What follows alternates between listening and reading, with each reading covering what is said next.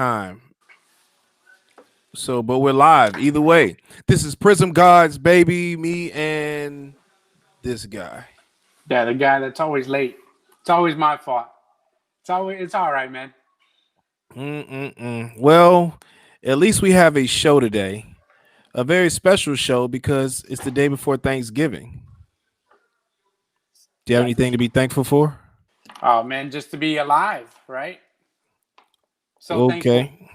Thankful to be alive. Look, I got this beautiful new house that we just bought this year. Mm-hmm. Hobby still thriving and Mm-hmm. family healthy and still got a job. So I mean, Mm-hmm. what do you got to be thankful for, man? Well, I'm thankful for my beautiful soon to be wife. I'm thankful for this beautiful home that we have. I'm thankful for being able to do what I love to do every single day. Yeah, I mean, which is what cards? Yeah, I love cards, man. Okay, I, well, I mean, I've tried a lot of different things, but this is it. well, what's not to like about cards, though? I mean, that's the thing. I mean, it's one of those Hmm. things where, we talked about it on the last show. I wish I could venture out and probably try to do a little bit more full time, but it'll get there. Staying in your lane and knowing exactly what you want to do, and I think everything that we're doing is on the right path, and looking forward to it and excited about it. So, for everybody that is listening and is watching, think about some of the things that you're thankful for, and be happy, be blessed, um, and just focus on positivity. So, without that being said, let's focus on today's show, which is about what's it about again? Because I always forget. It's pricing the market. I think Oh, that was something in regards to what we're going to talk about today. okay. Without further ado, let's get this show on the road. Hey, baby, what's up?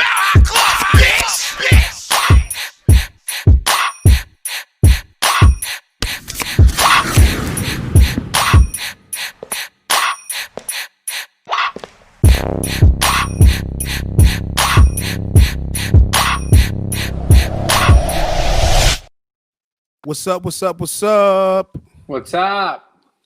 So this is a show about pricing. Oh, we have a mic situation here. What's going on? Not sure what that is, but okay, we got technical difficulties. This is like a live show. Live. Can you guys hear us? Can you see us? You did it again when you went out and came back. Thankful for you putting me into the cars and teaching me. Hey, that's what I like to see. Shout out to my boy Vic. He said, thankful for putting me onto cars and teaching me the ropes 1 year ago. There you go. Hey, what's up, Journey? All right, so can everybody hear us Hello. and see us okay? Yeah, we got a few people on right now. We got people from all over. So let's go and get this show on the road because where's that coming from? It's me. Okay. All right. So, all right. Thank you. Appreciate that. Appreciate that. The journey. So I guess while we're waiting on Kobe Collector to get his mojo together, his mojo number to 25 together, we're going to focus on talking about pricing cards. So this is kind of a weird place for me because I'm gonna probably talk to you about some of the things that I think about when I'm talking about pricing cards, right? So typically, how do you guys figure out what the value of a card is? I mean, how do you figure it out, Kobe Collector? Well, there's eBay comps, but as I was going through a story today, I was talking to a buddy of mine. He was looking on eBay, right? And when he went on eBay, whenever a card sells for a buy it now, you see the buy it now price. You don't see what the offer was exactly offered for. So he was Mm-hmm. comping me $140 for a card. And Mm. so I was like, man, that's a lot of money for that card. Mm-hmm. And I went back and told him, man, that card actually sold for $65. And he was like, what? No way. He was like, what were you looking at? And I was like, well, I'm on, 130point.com looking at eBay recent search, sales, and, came up with that price. So, just be careful when you're looking on eBay completed sales that you're not going off of that price.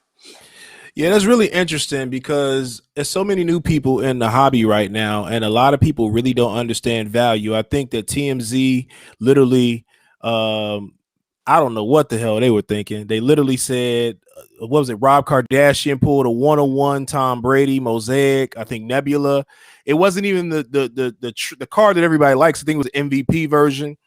And he was like, "Oh man, it's a $250,000 card," and the internet and everybody go crazy. It's a $250,000 card, and you and I both know that that's not the case. That is definitely not the case, man.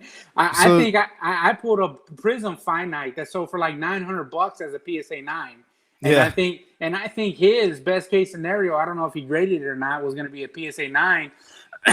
And so I was like $125,000. Man, I wish I could go buy the one that I had back and sell it for $100,000. Man, I got some Tom Brady's right now. Low number. Give me 50K. It's all yours. Sold, right? Sold. Right. So, all right. So let's talk about this a little bit more in depth because this is something that I think that a lot of people don't necessarily talk about. This is a topic that people like. A lot of people kind of keep it to themselves. So there's all these different platforms for people to kind of figure out what the value of a card is worth. And at the end of the day, a card is just a piece of paper until somebody pays for it, right? Yeah. So I could say this card is $1 million, and as long as somebody pays me $1 million, it's $1 million card, right? So I like what you talked about a second ago in reference to the buy it now option. If anybody is new to the hobby or if you are familiar with eBay, they have options for auctions, buy it now, and buy it now or best offer, right? Mm-hmm. So if somebody hits buy it now, does that mean that's the value of it? Well, I mean, I've seen some, like I was researching some comps on a couple cards that just popped for me recently. And I noticed that there was one buy it now that got hit at $999.99, right? So $1,000, right? Okay. And then the one right after it sold for $14.99, right? And so I had a guide, scenarios. We're going to talk about scenarios that we encounter in this hobby, and maybe some of you guys can relate to some of this stuff. But he goes, well, what do you want for the card? I was like, well, it just sold yesterday. Hey, you can say hi to the people. I'm sorry. It sold for $1,500 yesterday, and a week ago it sold for $1,000, but it was an auction, right? So I would trust an auction if it sold for a week ago, as opposed to if it just sold yesterday as a buy it now for $1,500. I think the card is worth $1,500. What would you think it was worth? So originally when I asked the question, it was more so engaging to try to figure out. It's just because something sells for a buy it now does not mean that that's the value of the card, because at the end of the day, there's millions of buyers out here, right? So if somebody sit here, so to answer your question, because you're basically saying if it's sold for that, that's the value, right? Yeah. I disagree. Okay. Because the reason why I say that is because there's millions of buyers out here, and at any given moment, if somebody put something up there and it's sold in 5 minutes, because whoever the seller is, they say, hey, you know what? I'm cool with making $5,000, or I'm cool with $1,500, right? $1,500 is what I think is worth, right? Or 2 days ago, I got two different scenarios. 2 days ago, I was interested in buying the Immaculate 101 that was on eBay, right? The second year Immaculate one of one. It wasn't the logo man, but it was an Immaculate patch 101 Trae Young, right? So as hot as Trae Young is right now, that card is huge, right? So this guy says, hey, man, I'll take $4,000. And as I'm negotiating with him, he said, this is all I want, $4,000. And as we're talking, he starts saying, hey, man, a bunch of people are hitting me up. Somebody offered me $5,000. Man, you know what? Since I talked to you first, I'll do $5,000 with you. The next thing you know, he says, hey, man, I can't take less than $5,800. And then he turned around after that and said, hey, man, I pulled it off eBay because I don't really know what it's worth. So the reason why I say that is, and he only had the card up there for 30 minutes. So in my opinion, I think that if you don't take the time to due diligence, to do your research on your card, put it out there and give it a timely fast time. I think there's two things that matter in pricing is time and the return and how fast you want to return. So like if you want $1,500, you might be able to get $1,500 within an hour after you post it on eBay. But if you want $2,000, it might take you an extra week. If you want $4,000 or $5,000, it might take you an extra month or two. So I don't know. Like it's all relative. It is all relative, exactly. So with that being said, another thing that happened was we were trying to figure out what the value of the Trae Young courtside silver, right? Yeah. One sold yesterday for $7,000. But does that mean it's what it's worth just because of buy it now would say that $7,000? Or is there room for opportunity? Because if you think it's worth $10,000, you buy it now at $7,000 just to sell it for $10,000. I mean, what's it worth if nobody knows it's sold for $10,000, but we see that it's sold for $7,000? Well, you can put all kinds of eggs in the basket, and you can rearrange them however you want to rearrange them, right? so then what you're trying to say though is, all right. So taking that same scenario that you just said, so you have an auction that goes for $400, and that same card, buy it now, sold for $750. Which one's the true value?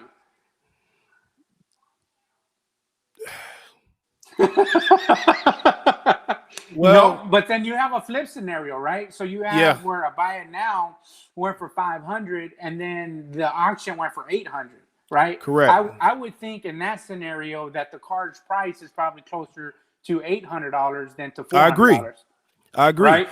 I agree. But in the flip scenario, right? Maybe you found the right buyer and you got it over what maybe the natural comp would have been for a true auction that went off, right? I like to look at auctions as true kind of estimators on how high a card is, right?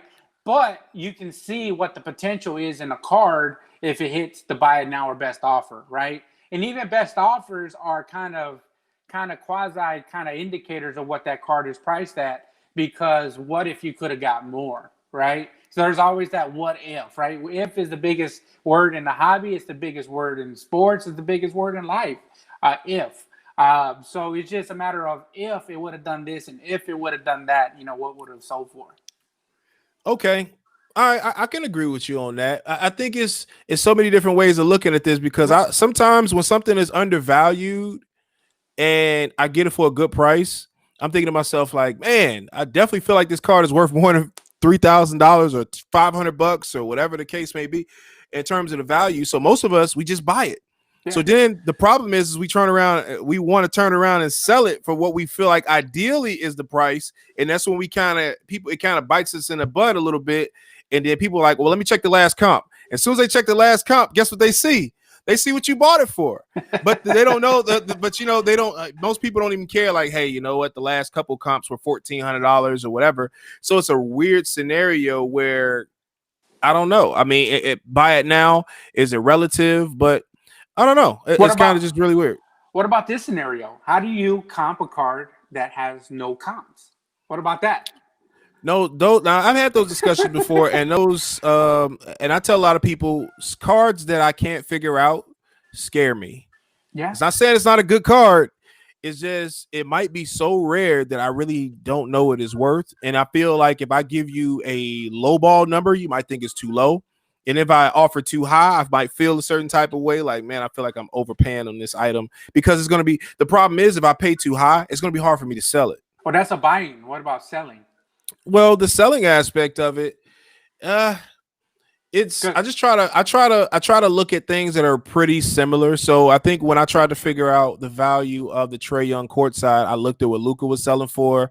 I figured out in my mind, like, okay, what the upside could be, what he could sell for, the possibilities. So I think when you're selling something, you have to look at all areas. Like, you have to figure out, okay, what's the last comps? Okay. And I do see that this person is trending up. So even though the card may have sold for $500, maybe 2 months later, it might be worth $1,000 if none have sold in the last couple months, because he might be trending up. And what you do is you look at other cards. But inevitably, though, you have to, if you're going to sell it today, You have to Mm-hmm. sell it at a price that you're happy and content with, right? And that's the most important part. So Yeah. when you're selling something, it's very important to go ahead and pick something that, I mean, pick a price or a number that is relative to what makes you happy. I mean, if you paid $500 for it and you're getting $5,000, it's really no point in being greedy, and Yeah. say, I want $10,000. I mean, it's it puts you in an awkward place because it's like, now you're being greedy and you might end up finding yourself keeping that car for an extra couple of years just because you didn't want to, be reasonable. And I Have talk you? about it all the time, baby. Circle of life, let somebody else make their money. That's how you keep the hobby alive, right? We talk about knowing your lane, staying in your lane, budget.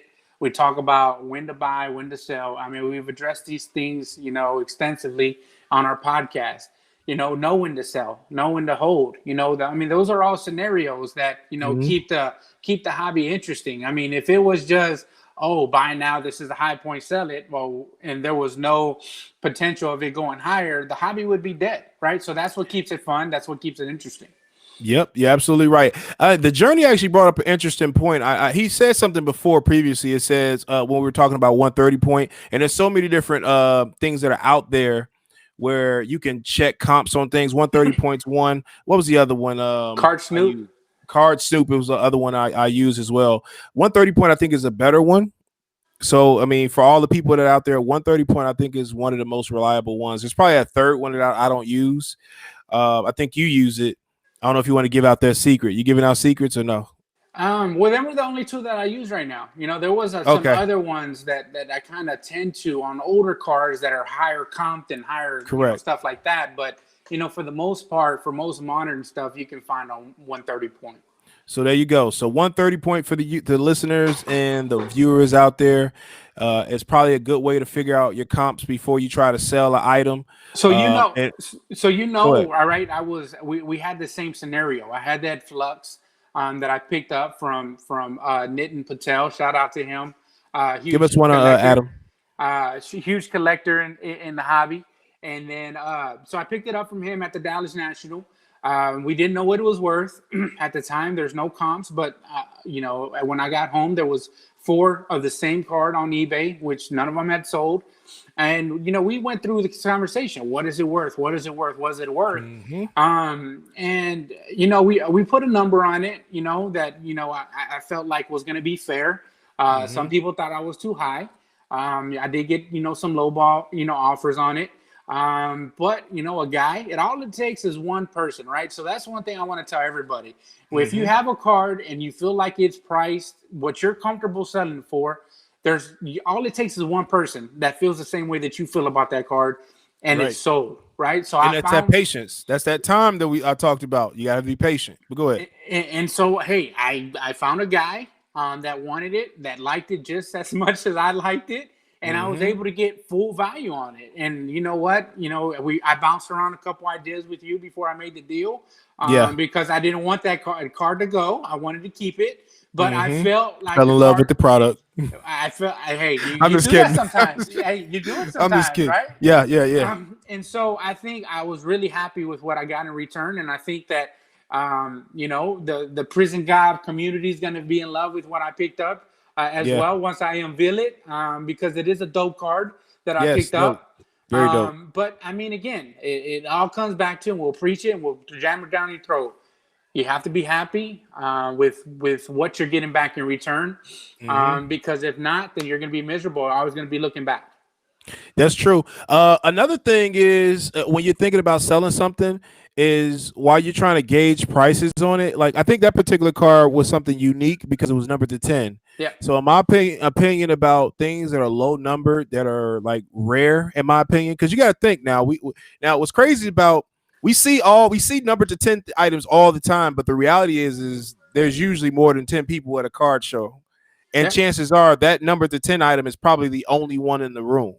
So if you think about it like that, it's a pretty rare item. And when you put prices on things and when you're trying to figure out what something's worth, think about those things before you make a sound number, and then be fair. I mean, I think that's what matters. I do want to answer a comment by the Journey. He said maybe they priced it wrong or titled it wrong, so it's bought a little cheaper. I've seen wrong Absolutely. hours of the day too. I've seen stuff in there like 2, 3 o'clock in the morning. Absolutely. Absolutely. Yeah, you're absolutely right about that. It's so many, and here's another thing. And see, uh, because I consider myself a Knox collector, right? Because you see my collection, but there's plenty of times where somebody will put something on the internet and it ends at like 1 in the morning or 2 in the morning, and honestly, I fall asleep. Mm-hmm. And I hate putting in $1 million bid because I feel like when I wake up in the morning, somebody's gonna bid me up to $250,000. So I don't put that in. So I try to be, I try to stay on, and I kind of hit the snipe button. So that's just one of my strategies that I go with. Give me 1 second. Let's see. There's another comment that somebody said. I got a couple people actually in the group. Shout out to Sappy. I think Sappy's on here. Yeah, Um, Sappy. I love yes. Sappy, man. Hey, And if I you need don't that know about sappy him, check him sauce, out. man. We need that sappy sauce. I'm just kidding, man. No pun intended or anything like that, man. Sappy's just a good guy. I've been great. He was actually the first guy I started grading with. Just a real humble dude. So it's just, just knowing him from the beginning until now is just awesome. Awesome. Yeah, I But feel to say Sappy Sports Card. Shout out to him.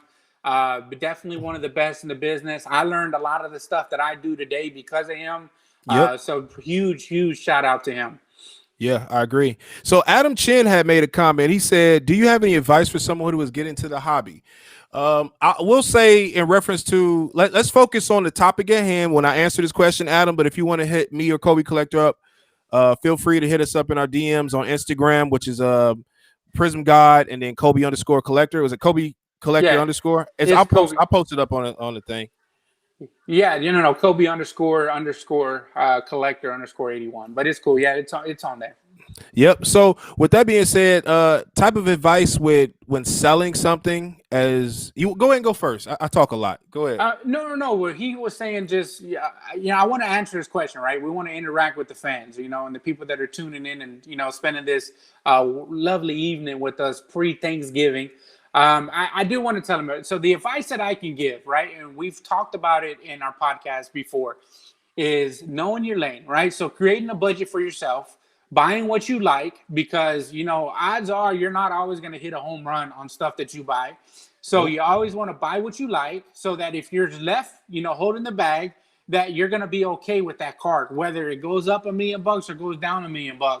You're going to be to go happy. along with that. Be patient. Be patient. Be patient. Yeah, be patient. So buy what you like, know your lane, and then run with it. Them are the three things that we can tell you over, and we stress them on every show, is them same three principles, right? So it's actually really fun, and the hobby can be, no matter what your budget is, the hobby can be for you, and it can be enjoyable. Correct. So the journey also brought another comment up. He said you can find great buys where it's titled incorrectly, so that could show comp lower, but it's because it's titled wrong. And as a seller, it's up to you to recognize those things. So when you're selling something and you try to figure out a price, you got to think about these things and think logically. Like, and that's one of the things I'm even dealing with right now as we speak. I have a Kobe 2015 Topps Chrome Refractor, the Kobe LeBron. It's a pretty iconic card. One comp says 6,400. The second comp did like 5,400 or something like that. And then the last comp did 7,400. And I really don't know what the value is, because initially when I got the card, I thought it was one thing. So now I'm at the point where I really want to sell it, because I got it in a trade. I traded with the intentions of getting rid of it. Now I'm kind of caught up in a crossfire where, like, I'm really not really 100% sure. And it makes me uncomfortable. And like, how do you feel? I mean, how do you feel? I'm asking you, Kobe Collector, because we're up here. How do you feel about being uncomfortable about making those type of decisions on selling something? I guess it's just, let's see how you answer this. Well, I mean, for me, and it's over years of being in the hobby, right? The ebbs and flows, the ups and downs. And I mean, we can go back and I'll use your own words against you, right? It's about patience, right? So if you want to get the most out of it, you're going to have to wait, right? So if you want to sell it right now, wholesale it out, make your 10% off of what the last sold was, the 12% under it, and get it sold, So for me, in that card specifically, because it was a Pop 16, for me, I wouldn't sell it for under what the last comp sold for 72, 7,400, exactly. For me. So, and then the journey brought up an interesting point. He said, spend hours, days, weeks researching before you buy anything. Absolutely, but even Can't. here's, I think you can, but here's the problem though. When you're in that moment, sometimes you don't have that much time. No. Like you just know, like, and that's why I say, like, I've had to hold back a little bit and say, man, you know what, this doesn't feel right. I feel uncomfortable. I need to fall back. Oh, another thing is, I guess here's a question. I know you guys are familiar with PWCC. You guys are familiar with, and I've had situations where people try to compare comps with me when I'm trying to sell something, and they're saying, "Hey, I don't believe in PWCC." Well, what am I supposed to go off of if I'm not using PWCC? I mean, like, I don't get that aspect of it.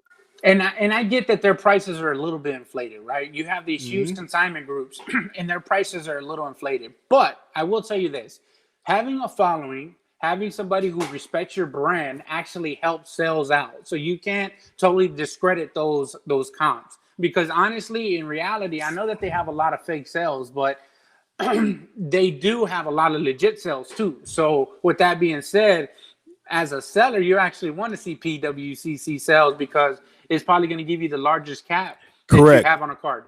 Correct. Because they have a wider spectrum than the average person who's trying to sell something. Like if one of you guys start, post something on your eBay and you have 220, feedback versus somebody who has 100,000 feedback, their audience is a whole lot bigger than yours would be. So a lot of the top dogs and big dogs, they post their stuff on there because they know that they're recognized for selling things. So they get a premium most of the time. So yeah, absolutely. So I So kind of have you answer. ever? So Go ahead. let me ask you a question because I know that you have saved searches on your eBay. All right, because I Correct. have it. Anybody that's in the hobby, hopefully they have saved searches on their eBay. And so, how many people have like PWCC Kobe, right, as a saved search that pops up? You Right. know, and so how many people are there out there? So they have a wider net. They're casting a wider net, and they're able to attract more bids to certain auctions. Mm. Okay. So what here's something Gerald said. Would you use a card listed that's SGC 10 for a price comparison for the same card that's graded BGS 10? No. I'm gonna say, can I? Hell no. Not no. Hell to the F to the heck And no. I've been trying to not curse on this show, but hell no. I'm No. sorry. I may not curse a whole lot, but hell no. And it's all about credibility and reliability, Correct. right? They're a bigger company, therefore they can bring the premiums that they bring. And I think SGC trends at about 80% of a PSA 10. And there's different SGC 10s too. So which one are we Correct. talking about? We talking about the standard 10 or the gold label 10? Because that's another variable in it too. Well, to answer your question easily, there is no comparison to a BGS 10. Period. No, none, zero, because of Period. the subs, right? So Correct. that's the thing that BGS has over PSA is the knowing what a sub is on that card. Now it might be wrong, granted, but it's still you get to know the subs, and I think that that's important for a card. Mm-hmm. So with that being said, I don't really, I'm not knocking anybody, but yeah, just I usually mainly stick with PSA and BGS for a lot of my when I'm trying to sell something. I do have one SGC card in here, which is the Trey Young Natural Treasures, and I just haven't. I don't.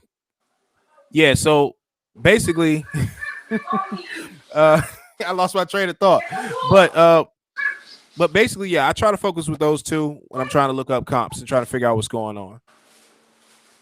Yeah, definitely. We got some questions here. Yeah, but hey, Yeah, Gerald, hey, you're we welcome, try to keep it Gerald. real. That's what the show is about, man. Raw and uncut. We keep it real. It's a real Mm-hmm. casual show. Mm-hmm. A lot of the people that we bring on too are just like us and newcomers or old timers. It doesn't matter. We try to keep it casual, man. So we do appreciate that. Yeah, and with that being said, if there's somebody that you want to see on the show that we want to bring into the fire that we can bring in, feel free to shout, send them my way, or send me some names that you want to bring on, and we can keep it real and uncut with them as well. Shoot, because I don't mind asking people hard questions if it comes down to it. I'll ask them the questions they don't want to talk about, like politics and sports. Nobody wants to talk about that. No, but hey, there was an effect, whether it was positive or negative. Correct. There was Correct. an effect, and it was important to talk about. Not everybody is talking about, and we want to talk about stuff that might be uncomfortable, right? And it's interesting, man. But I know, hey, hold on, I want to ask this question because it's Thanksgiving. What is your favorite Thanksgiving dish? My mom's stuffing with smoked turkey and Hawaiian bread. It I has to don't go know. with mama, right? It has to be mama's Yeah, dish. So yeah. mine is my mama's dish too. Broccoli cheese casserole, man. That Um, sounds good. oh man, it's amazing, right? So she really puts her foot in it, and it's I'm looking forward to it tomorrow. Actually, gonna go Hmm. spend Thanksgiving over there at their house, watch a little bit of football. Nice. And she actually, I remember one year she went out of town, and and I was like, Mom, how are you going out of town on Thanksgiving? And you're not. And she actually cooked me a little micro mini crock pot of broccoli cheese casserole, man, because I can't have Thanksgiving without Nice, man. Well, congratulations to you getting that dish. I it. can't get that dish. My mom is she's in recovery from cancer, so I won't be seeing my mom until next year. So All right, man. Sorry to hear hopefully, that, man. hopefully COVID, hopefully hopefully COVID dies out completely. We'll figure it out. But hopefully next year she'll be here with at our house, be second year in, and it'll be fun, especially with my son and daughter. So I'm looking forward to just really hanging out with my family, man. To be honest with you, I'm so thankful for a lot of things. Thankful to be able to be on this platform, be able to talk to you guys about sports cards and doing what we love. I mean, this is really, honestly, this is the dream for me. Yeah. Like, that's why I really take this serious. I hope you guys understand that. And, I know you understand. I talk to you every day about cards. See, what you guys don't know is we talk a lot. Hey, we got to. We bounce ideas off of each other. We agree on certain stuff. We disagree on certain stuff. And I think that actually what helps us, keeps us a little bit motivated, keeps us grounded, Yep. and make sure that we're actually sharpen our tool. All right, our sharpest tool Correct. and our tool belt, which is our minds. Right. So we sharpen our minds together, and we're able to build upon it and help each other grow, man. So shout out. I'm thankful for Prism God. I'm thankful for the platform, since we're saying things that we're grateful for and thankful Yeah, for. of course. So, man, I really do appreciate you being there for me when I have that extra question, when I'm going left or right on something and trying to figure out which way I want to go.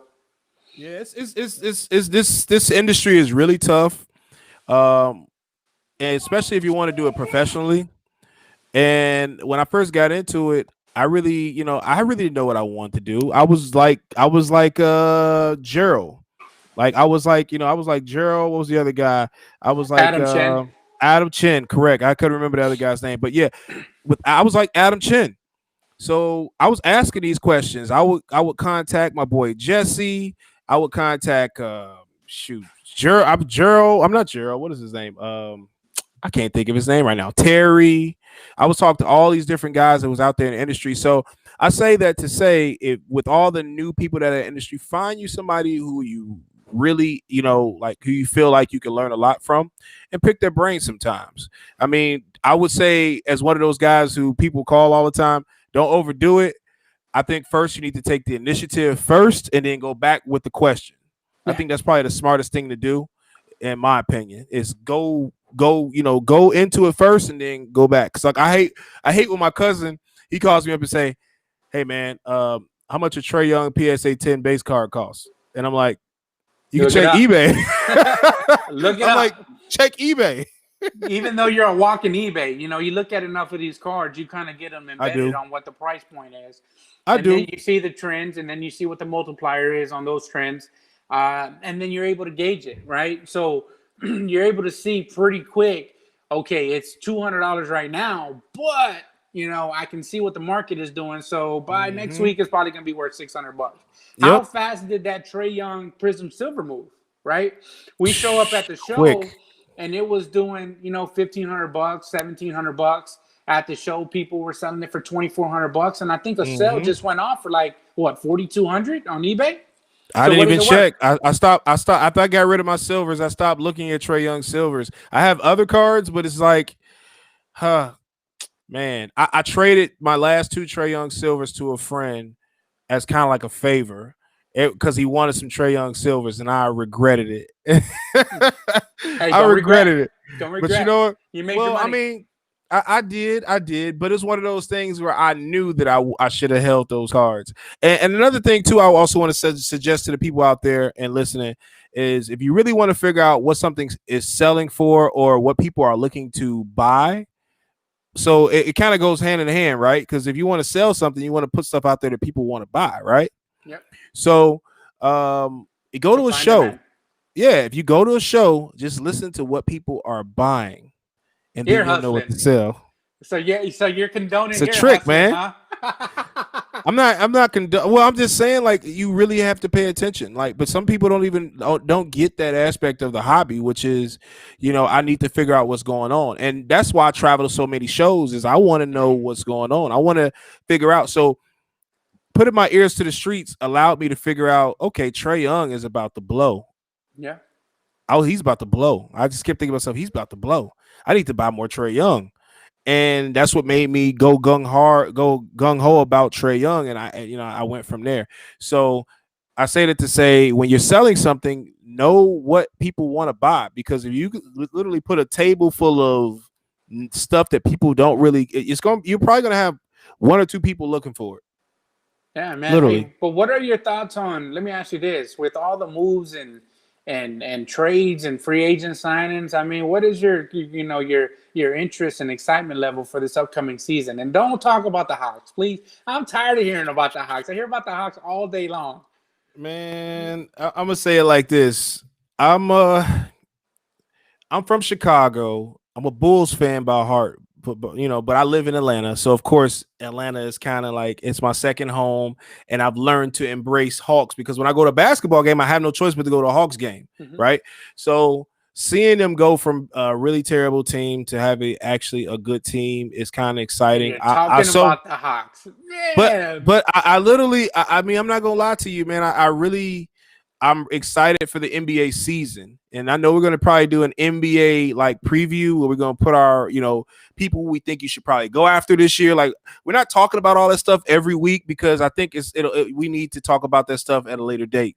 So we'll talk about, in the future. I think with the NBA preview, we'll probably talk about our top teams. I kind of did like that on my YouTube show, where I kind of gave my 2 cents, but I think us doing it live, maybe we'll bring somebody on and we'll talk about it. But I think it's just like, man, I'm excited about the NBA overall. So I'm thinking about Atlanta. I want to see what Miami's going to do.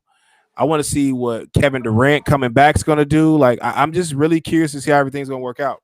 I think that there's still some big chips to fall, right? So I'm kind of curious to see what happens. I know I used to be really big on free agency, but because we're so close, right? So by the end of the season, the beginning of the next season, it's so close where you didn't get a chance to really take a deep breath and sigh a little bit and kind of, look back and realize all the potential that investments that you made or didn't make.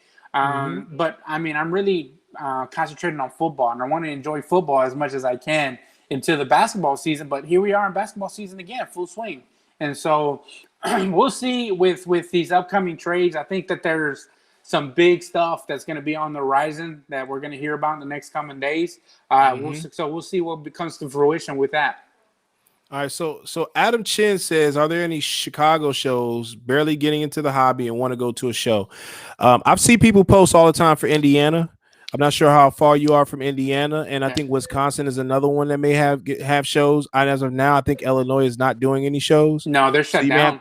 So you may have to go to Indiana or Wisconsin. I think what is it, Josh? I forgot what Josh's name is on Instagram, but if you follow me on Instagram, there's I think 414 Milwaukee. I think his name is Josh. He's a major Giannis collector. He's in that area. So yeah, you're gonna probably want to look at those different states for a show. Yeah, I think the next show I go to is in January. Well, I'll probably be going to South Carolina for, I think they have a 2-3 day show coming up that I'll probably be a part of. And that'll probably be my last show of the year. And then I'll probably just chill until New Year's. And then I'll be in January back in Dallas.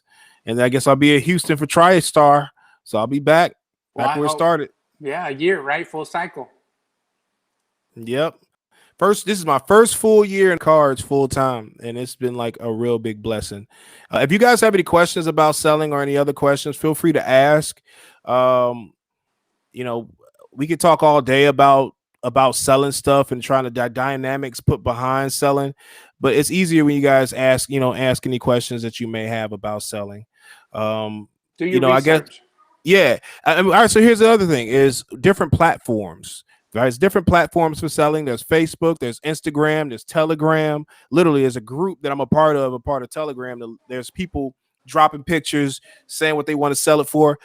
Like, I'm anti eBay at the end of the day. I like to buy from everywhere, but when it comes to selling, I hate eBay fees. That Yeah. 10% plus that 2.9% is killer.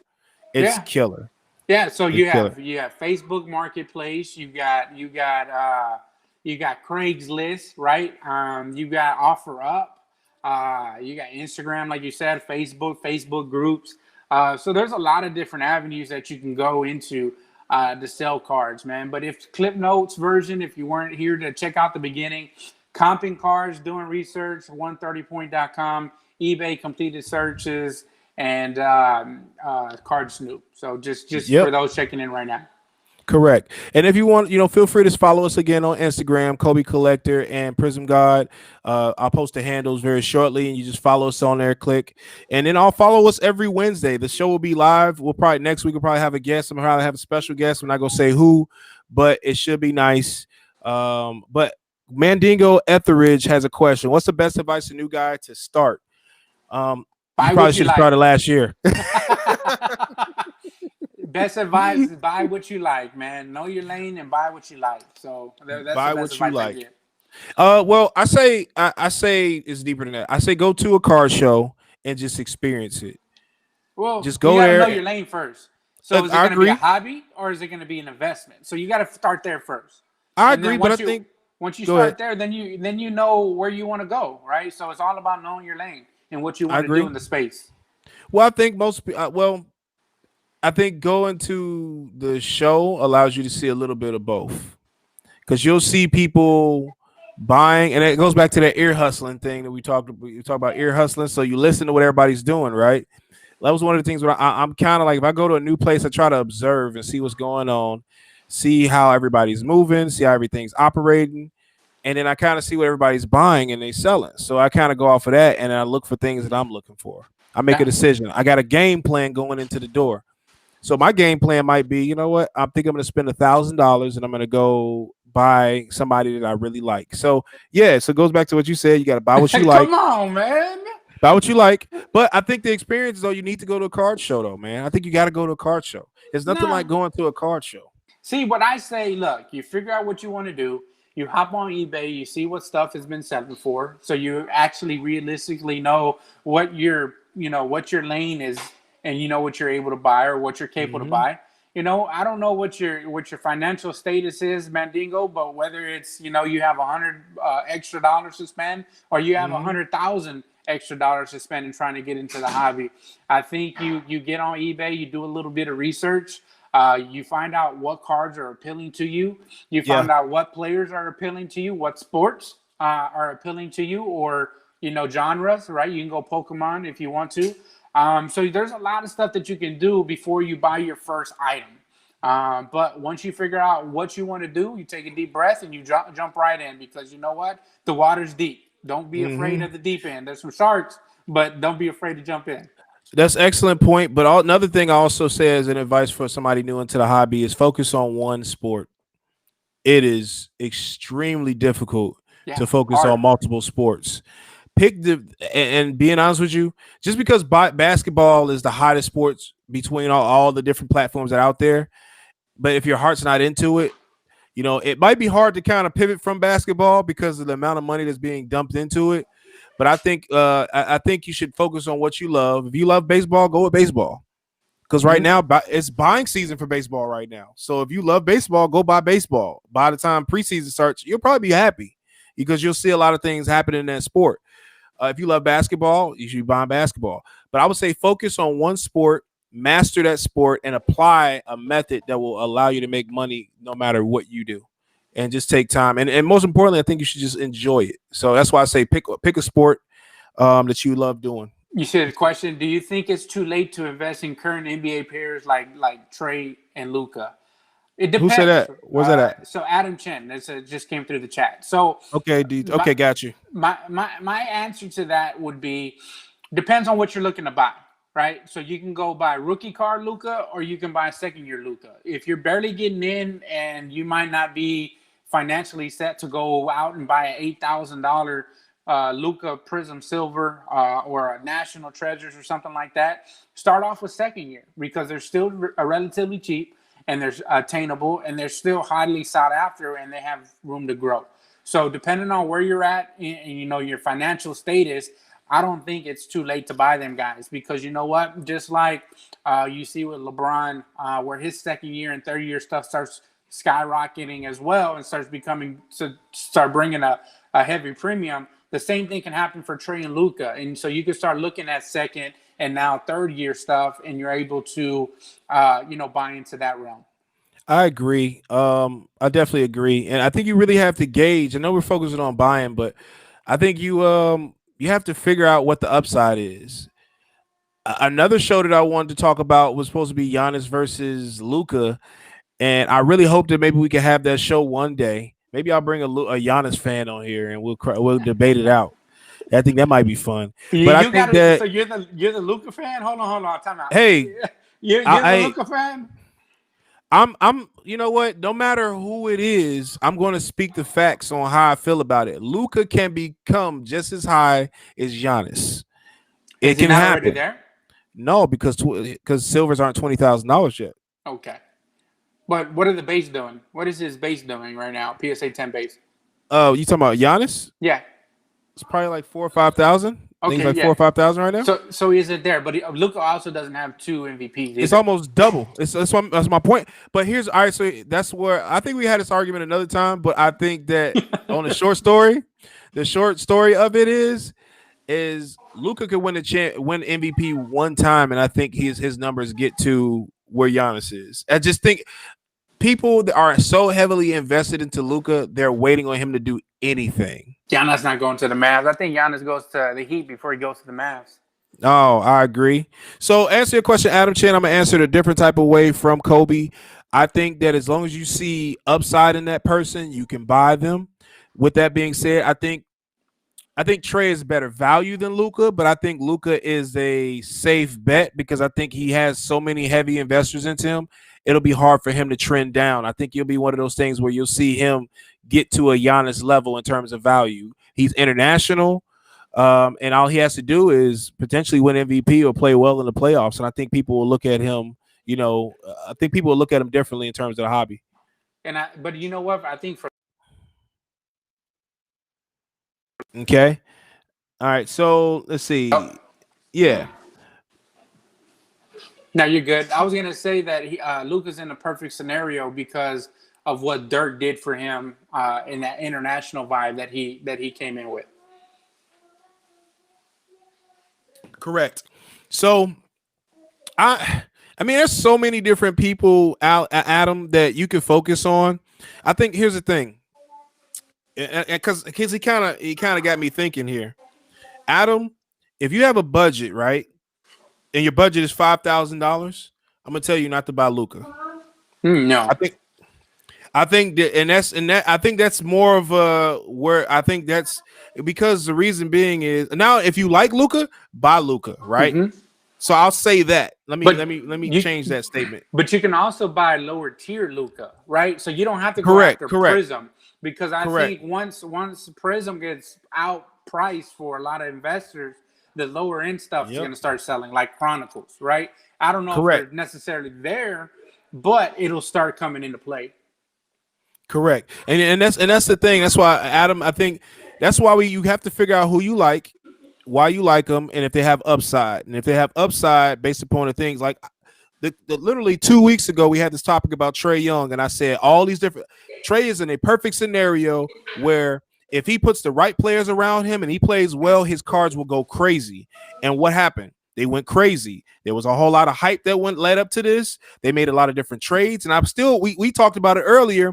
What if somehow, some way they trade some of these pieces away and they bring in the James Harden and now they're a contender to come out of the East? Stop things. I'm just saying, so many different things can happen. Okay. So I'm going to say it on record again that Atlanta's better than Dallas.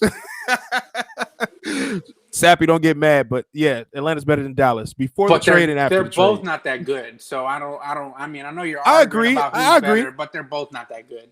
I agree. And relative to the top tier They're not winning teams, a championship next year. I sorry. agree. I agree. But with Harden, I think it can. I think it can happen. Man, but, I think that's my cue. I gotta go.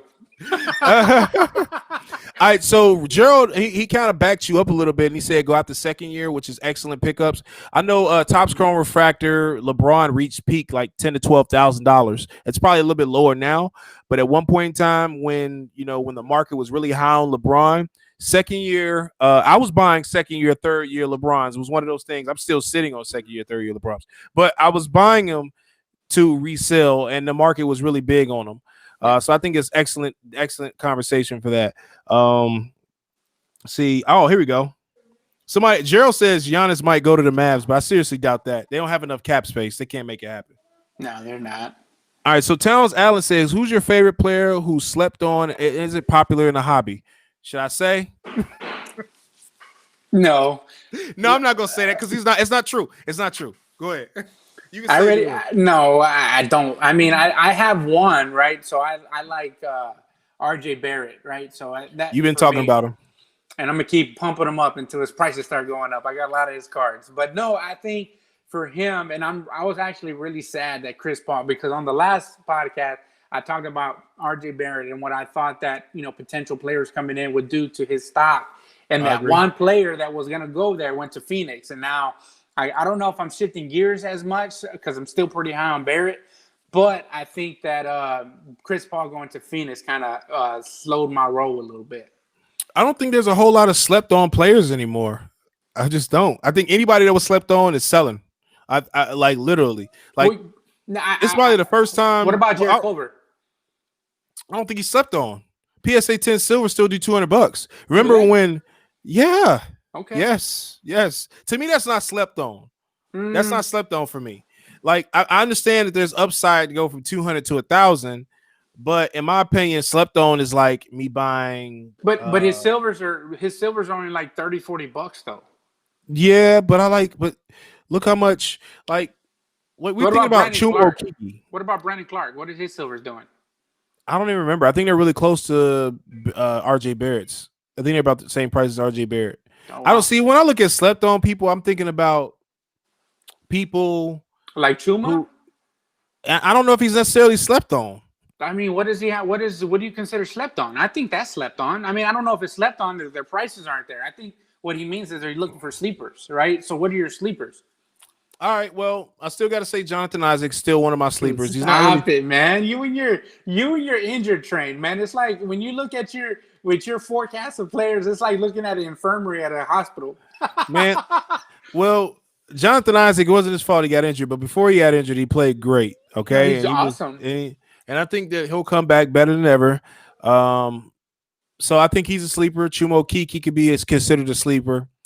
Jarrett Culver could be considered a sleeper based upon the values. I think my mind and my brain, the transition between this new hobby and the old hobby is different. I remember when in 2017, when I first got into the hobby, when Jason Tatum silvers first came out, like it wasn't that high. Like, I mean, Jason Tatum obviously was, but the sleepers in that class was Bam Adebayo. You could buy Bam Adebayo silvers for $5. Yeah. That's sleepers to me. So now paying $40 for a sleeper is kind of like, it's just a new hobby. I'm not used to that aspect of it. So I don't know. I guess but in the new hobby, I'm going to say Chuma Okeke's a sleeper. Somebody I feel like is a really big sleeper, and I don't feel like the market respects him, is DeAndre Hunter. I think him, man, he's a sleeper, man. He's a sleeper. His silvers are cheap. His base cards are cheap. I think you're right, because I don't respect DeAndre Hunter, unfortunately. Now, like we talked earlier, if he came to the Rockets, I'd be the biggest Hunter fan. I'd be the biggest Reddish fan. But we'll see if that trade goes down. Yeah, I think it's one of those things where Allen. I'm gonna call you Allen. Sorry, Allen. I think that you have to. I think those guys we just mentioned, Chuma Okeke, he could arguably potentially win Rookie of the Year. You're going to find a whole lot of sleepers in this new prison basketball. I promise you that. Yeah, So because if nobody knows you him. nobody knows him. I don't know. I don't. I only know a few people in this draft, and I probably know the same people you know. Be So with honest that though. being said, yeah, Yeah, with go ahead. Prism coming out, you're not looking at this year's draft, right? You're looking at second, third year, third year Luca and second year Zion, right? I like Jameis Winston. I like Jameis Winston. I think that he'll come out and play good. I think he could be a DeAndre Ayton. Okay. I think Yeah, his but ceiling is a big men DeAndre don't get Ayton. love. Big men don't get love. DeAndre Ayton's got love when he played well. I mean, I think Winston could be good. Yeah, but look how good Anthony Davis is, and he doesn't command the same kind of pricing that LeBron does. He doesn't, Or not even even Giannis for that Giannis. matters. Yeah, and that's so unfortunate. Well, Giannis still has 2 back-to-back MVPs, and he has that going for him for right now. I think Yeah, that's one of the big things. but arguably AD was the best player on that Lakers team. They won a I championship. agree. They wouldn't have won that championship without AD. Oh heck, Period. no. Heck, I think no. it now arguably well, could you say they would have won without would they would have won the one like would they won without LeBron? They wouldn't have. Hell, they wouldn't have won without Rondo. Yeah, so they won. It's purely that championship was purely a team effort. Yeah, I think so too. So Adam asked, and I don't know how much longer you want to go today, but Adam asked, I really like Kobe, and I've been looking at his rookie tops PSA 9, and it's been stable from 400 to 500. I feel like he's a buy and we eventually go up. You will not go wrong buying Kobe. I'll say that once. I'll say that you will not go wrong buying established players, vets that have Hall of Fame credentials. You will not go wrong buying them. Now, absolutely. I think for Kobe, and I'll give out this gem now, he has 1 to 2 more price bumps where you're not going to be able to afford a lot of his lower end stuff here pretty soon. Because once he gets inducted into the Hall of Fame, and then once he gets that statue in front of, Lakerland, I think those 2 times that he's going to have price, jumps, and we're going to see a lot of the numbers that we're doing, during COVID realize again and then take us another step, past that as well. Well, I honestly totally agree. Kobe is, rest in peace, Kobe. Kobe is still one of the greatest shooting guards of all time. He's one of them. And I think that he's still undervalued. I feel like he was undervalued when he was playing. I was like, this doesn't make sense. Yeah. Why is he so cheap? And then it took for his death and other things to happen for he to get some love. And then now he's back down. I don't really like that. I say Kobe is a buy. I also say LeBron is a buy, but that's another show. Durant's a buy too. Yeah, that's correct. So Adam Chin, it is safer to probably buy those things, but for sake of what you're saying, like I think you made a comment about veterans being more stable. They are more stable.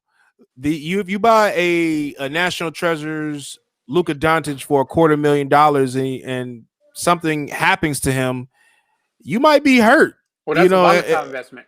Exactly, it's a very volatile investment. Or if you buy, even if you spent $20,000 on Prism Silvers and he never plays another game after today, like it's very volatile. So if you want to buy sound investments, stable investments, focus on your Michael Jordan, Jacoby Bryant's, and your LeBron James. To me, LeBron James and Kobe Bryant have a lot more upside that we haven't even seen yet. Yeah, I think so too. Because I think you'll get the old heads that start saying, well, why is Zion selling for this? Why is Luka selling for this? Kobe's worth more than that. LeBron's worth more than that. And they won't let the margins, get too wide. Mm-hmm. So Town says, thanks for the advice. You are welcome, brother.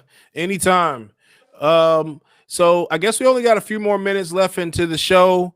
I think at this time, should we leave the platform open for you guys? If not, we're going to probably do some rambling and talk about, I don't know. We already talked about what we're thankful for.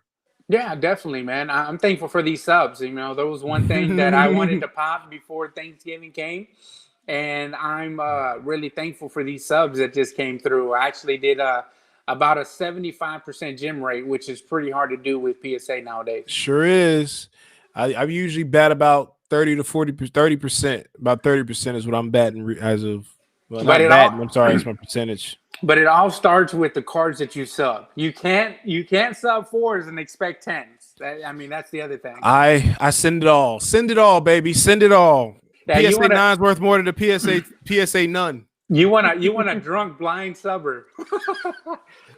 It happens, man. So All right, so let's see. I'm trying to think of what else we wanted to talk about selling. I'm trying to think. So we talked about the different platforms out there. We talked about the different things that you can use to find comps to trigger figure out what something is worth.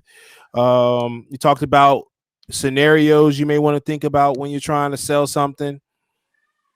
Shoot, what else we think? What else? Oh, the other aspect of the industry of selling something is pivoting to trading.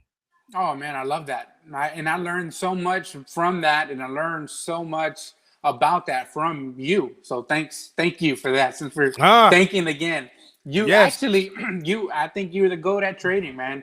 And No. there's some times when I look at some trades that you did, and I'm like, I scratch my head, and I'm like, why the freak did he do that? And then a week later, 2 weeks later, you're like, you see the picture being drawn and coming together, and I'm like, wow, you knew exactly what you were doing. You knew exactly what game plan you had. You went in with the game plan, and you come out smelling like a rose when I thought you were going to smell like poop. Woo, woo.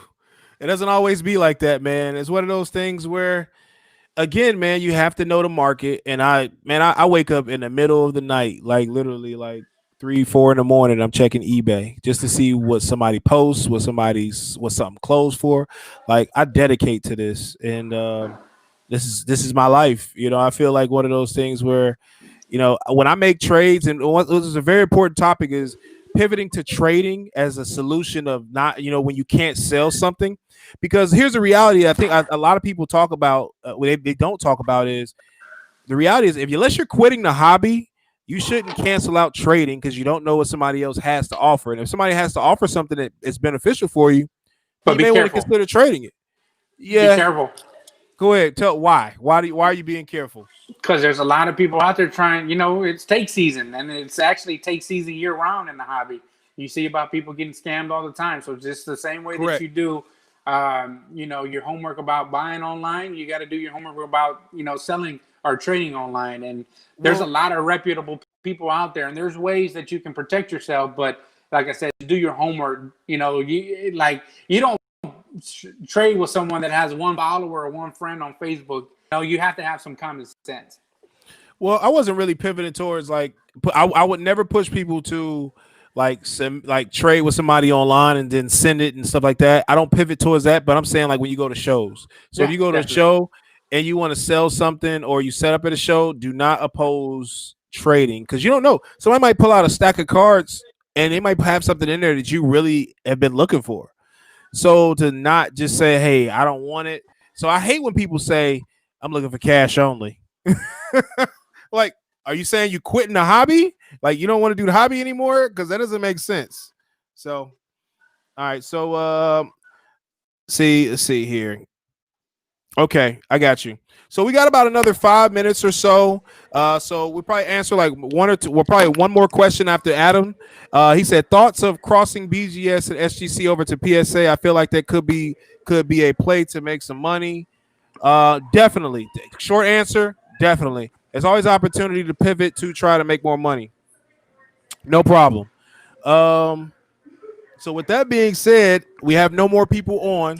We really appreciate you guys. Next week we'll be on the same time. We'll be on time thanks to Kobe Collector. We'll go ahead and we'll see you guys later.